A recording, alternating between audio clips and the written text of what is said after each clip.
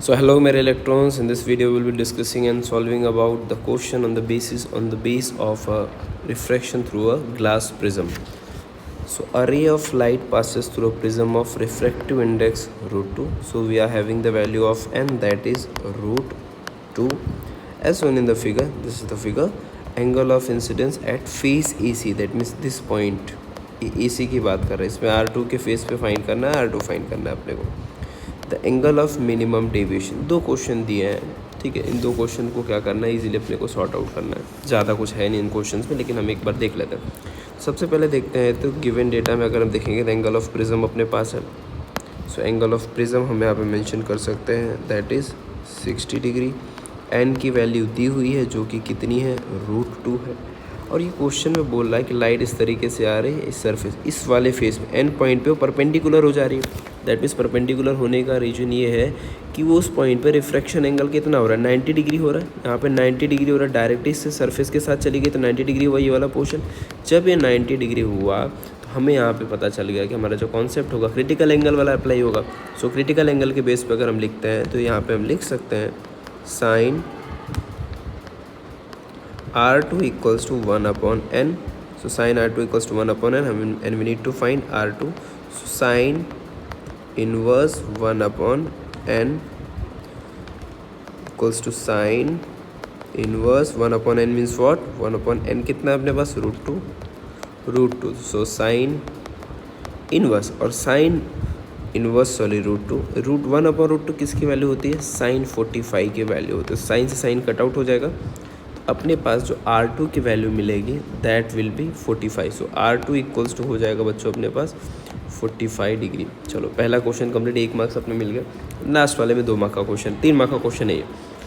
अब इसमें हमें देखना है कि हमारे पास जो गिवन डेटा है उसके अकॉर्डिंग क्या क्या है क्या नहीं है, ठीक है. सबसे पहले क्या बोला है, the angle of minimum deviation. Minimum deviation के लिए हमें क्या क्या चाहिए वो लिख लेते हैं. सबसे पहले मिनिमम डेविएशन के लिए हमें चाहिए DM. मिनिमम डेविएशन के लिए सबसे पहले DM अपने पास नहीं है. A हमारे पास है दैट इज़ 60 डिग्री, ठीक है. N हमारे पास है दैट इज़ √2. सो फार्मूला हमें पता ही अच्छे से. सो N इक्वल्स टू हो जाएगा sine DM plus A/2, DM plus A/2 upon sine A/2. So what is n? N is √2. Sin DM we don't have, A की वैल्यू 60 है, बाई 2 अपॉन साइन 60/2. तो ये फॉर्मेशन अपने रेडी हो गए. अब √2 इक्वल्स टू साइन, ये हो जाएगा DM/2 प्लस 30 अपॉन हो जाएगा 1/2, क्योंकि साइन 60/2 मतलब 30, 1/2 हुआ.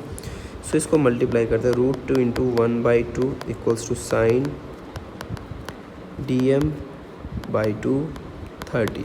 सो √2 मतलब जब इसको रेशनलाइज करेंगे बच्चों, रेशनलाइज मतलब हम इसको √2 से मल्टीप्लाई और डिवाइड करेंगे तो इक्वेशन हो जाएगा अपने पास 1/√2 इक्वल्स टू साइन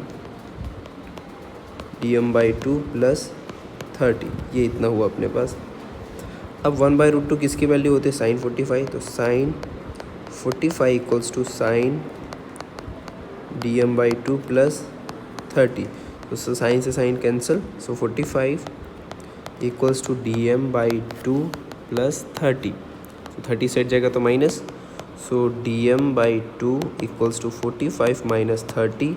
सो हमारे पास फाइनलाइज आंसर होगा. So DM/2 equals to 15.